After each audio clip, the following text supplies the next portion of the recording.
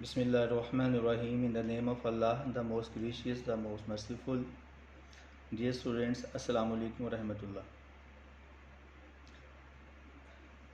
बेटा हम literary terms का मुताले कर रहे हैं।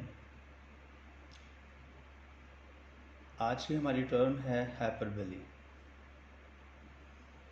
इसको शॉर्ट में आप अपने जहन में ऐसा रखेंगे, ये किसी चीज़ में जो मुबालगा राई करने का नाम हाइपरबोली है। Term which use exaggeration as a rhetorical means और फिगर ऑफ स्पीच। ऐसी टर्म्स जिसमें किसी चीज़ को बढ़ा चढ़ा के बयान किया जाए। It may be use to evoke strong feelings और to create a strong impression, but is not mean to be taken literally. इसका इस्तेमाल जो है, जो स्ट्रॉन्ग एहसासात हैं या स्ट्रॉन्ग तासुर देने के लिए इस्तेमाल किया जाता है। इसका मतलब ये नहीं है कि हम इसे जो है लिटरेरी तौर पे ले लें, अदबी लिहाज से लें। Hyperboles are often use to make a point. आम तौर पर हाइपरबोलीज जो हैं ये किसी पॉइंट को बनाने के लिए अक्सर औक़ात इस्तेमाल की जाती हैं। It is like the opposite of understatement. ये जो बात हो रही होती है उसका ऑपोजिट होता है, उससे मुखालिफ बात होती है। Let's see it's example. I am so hungry I could eat a horse. कहता है कि इतना मुझे भूख लगी हुई है कि मैं एक घोड़ा भी खा सकता हूँ। बेटा हॉर्स का खाना जो है ये इस्लाम में तो जायज़ है, लेकिन क्योंकि आजकल ऐसा काम नहीं होता, घोड़ा नहीं खाया जाता, ऐसे इस्लाम में कुछ हलाल है। I am so hungry I could eat a horse. मुझे इतनी भूख लगी है कि मैं एक घोड़ा भी खा सकता हूँ। यानी ये जो पर्सन है ये एग्जैजरेट कर रहा है, मुबालगा राई कर रहा है कि उसे इतनी भूख लगी हुई है कि वो खाना में घोड़ा भी खा सकता है। सेकंड इसके example, I have a million things to do. मुझे लाखों काम करने हैं। यानी वो काम इतने कर नहीं सकता, एक वक्त में पर्सन एक ही काम कर सकता है, लेकिन वो अपने इस काम को एग्जैजरेट कर रहा है। Third example, this is the worst day of my life. ये मेरी ज़िंदगी का बदतरीन दिन है। यानी कोई पर्सन मुश्किल में है, कोई प्रॉब्लम में है, तो अपनी उस प्रॉब्लम को, अपनी उस करंट कंडीशन को वो बढ़ा चढ़ा के बयान कर रहा है कि this is the worst day of my life. ये मेरी ज़िंदगी का बदतर दिन है।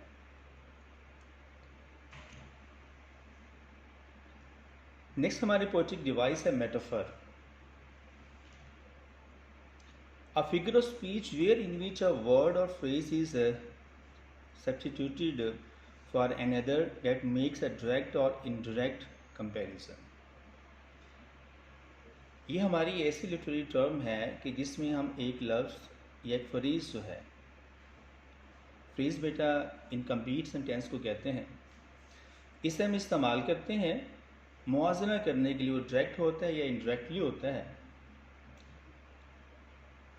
Let's see example. The man was known to be a pig।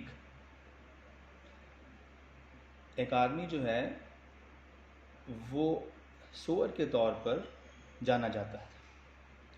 The mind is full of scorpions। यानी मेरा जहन जो है वो स्कॉर्पियन से जो है बढ़ा पड़ा है, फुल है। All the words are stage। तमाम दुनिया जो है वो एक स्टेज है, एक स्टेज की मानद है।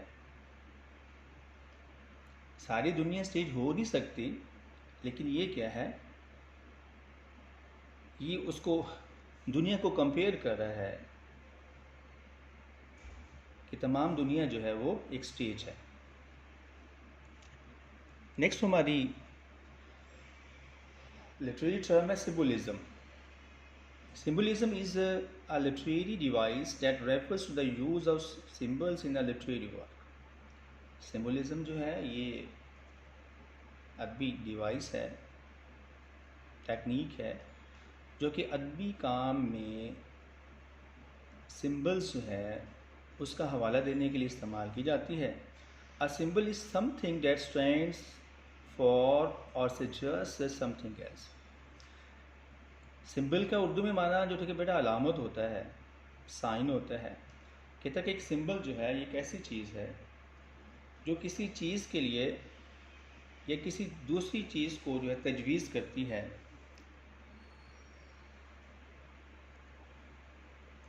It represents something beyond literal meaning. ये ऐसी चीज़ को बयान करती है, ऐसी चीज़ का मुजाहरा करती है जो कि अदबी माने से परे होता है, उससे ताल्लुक़ नहीं होता। In literature a symbol can be a word, object, action, character और concept that embodies and evokes a range of additional meaning and significance. अदब में एक सिंबल जो है एक लफ्ज़ भी हो सकता है, कोई ऑब्जेक्ट हो सकता है, कोई चीज़ हो सकती है, किसी पर्सन का एक्शन हो सकता है, कोई करैक्टर हो सकता है, या कोई ऐसा जो नज़रिया हो सकता है जो कि आइडिया रखता हो, या उसको ठीक है इजाफी मानी देने के लिए या किसी चीज़ की वैल्यू के लिए, उसकी इम्पोर्टेंस को बढ़ाने के लिए इसे इस्तेमाल किया जाता है। Here are some common examples of symbolism in every daily life. आइए इसकी जो मिसालें देखते हैं हमारे रोज़मर्रा ज़िंदगी में। रेनबो, जिसे हम कोसे क़ज़ा कहते हैं, सिम्बलाइज होप एंड प्रॉमिस। ये उम्मीद और वादे की का सिंबल है। इन बेटे जो पोइट हैं, पोइट्स हज़रात जो हैं अपनी शायरी में, या ड्रामाटिस्ट हैं, नॉवलिस्ट हैं, या अपनी शायरी में सिंबल यूज़ करते हैं। स्पेशली ये नावल में और ड्रामा में यूज़ होता है, पोइट्री में कम यूज़ होता है। 4 leaf clover symbolise good luck और a fortune. Third example, wedding ring symbolise commitment and matrimony. शादी की अंगूठी जो है ये सिम्बलाइज़ करती है कमिटमेंट के लिए और शादी के बारे में, जो निकाह की शादीशुदा ज़िंदगी है उसको जो रिप्रेजेंट करती है, सिम्बलाइज़ करती है। ये वेरी कॉमन जो है इसके एग्जांपल है, green traffic light symbolises go and proceed. जब ट्रैफिक सिग्नल पे हम खड़े होते हैं, ग्रीन लाइट, सब लाइट जब जलती है, इसका मतलब होता है कि अब आप जा सकते हैं, अब आप प्रोसीड कर सकते हैं। नेक्स्ट हमारी लिटरेरी टर्म पर्सोनिफिकेशन है।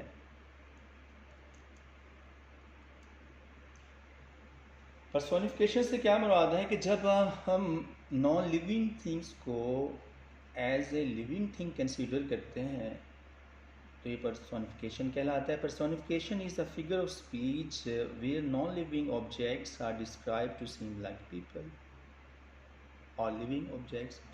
जब हम गैर जानदार चीज़ों को गैर जानदार चीज़ों के साथ बयान करें, उन्हें तशबीह दें, तो उन्हें पर्सोनिफिकेशन कहा जाता है। Let's see it's examples. The stars dance in the sky. सितारे आसमान में डांस करते हैं। आप स्टार जो हैं ये नॉन लिविंग थिंग है, डांस करना ये तो एक पर्सन की बात है। जो लिविंग पर्सन है वो जो है डांस कर सकता है। द ट्रेन जो सोनॉट्स,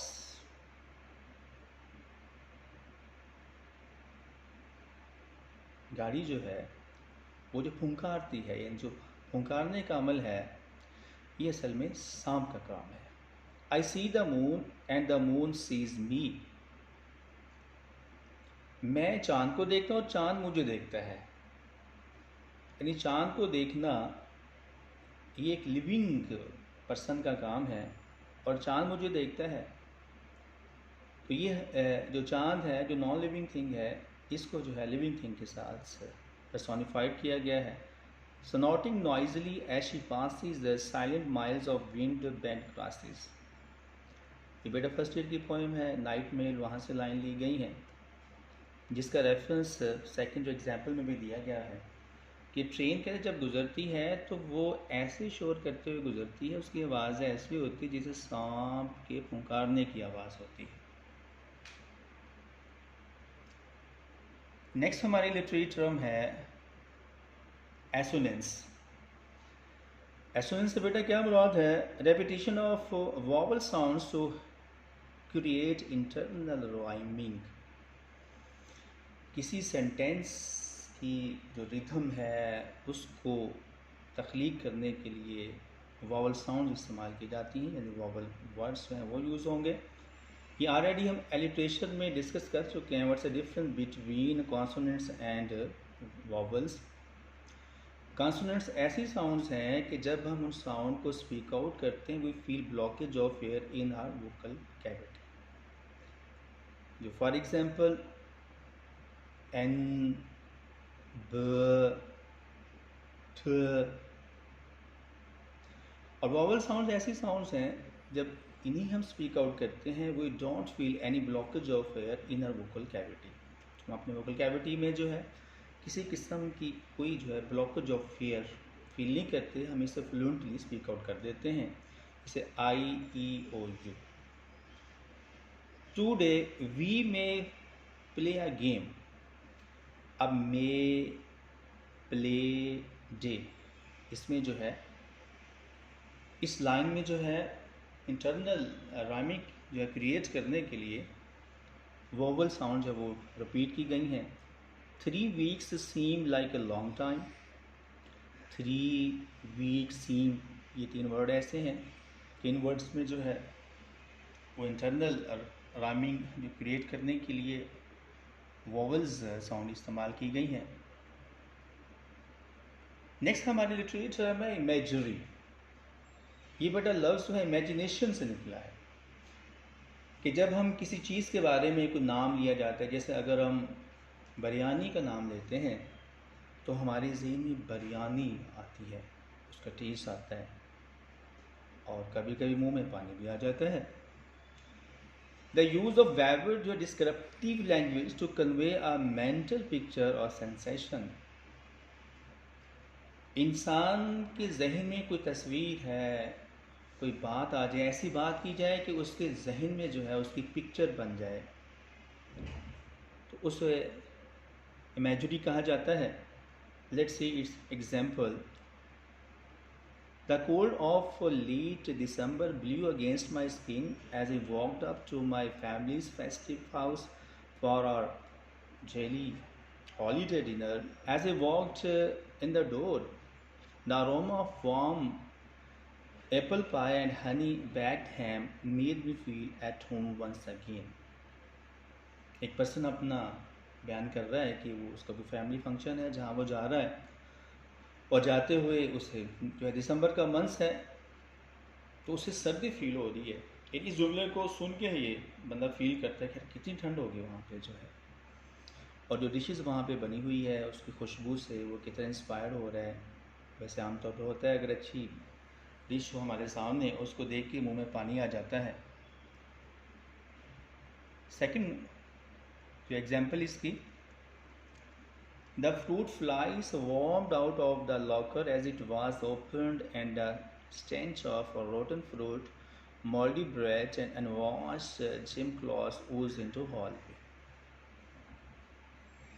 ये भी इसने जो है इसकी सेकंड जो एग्जाम्पल बयान की है कि कहता मक्खियाँ जो है वो फलों पे जो है ऐसे जो भिन बना रही थी कि उनकी खुशबू जो है, जो अनधुले हुए कपड़े हैं उनकी खुशबू जो है, और ख़राब जो फल हैं यानी उनकी जो बदबू जो है वो जो ठीक है सुनाई दे रही थी।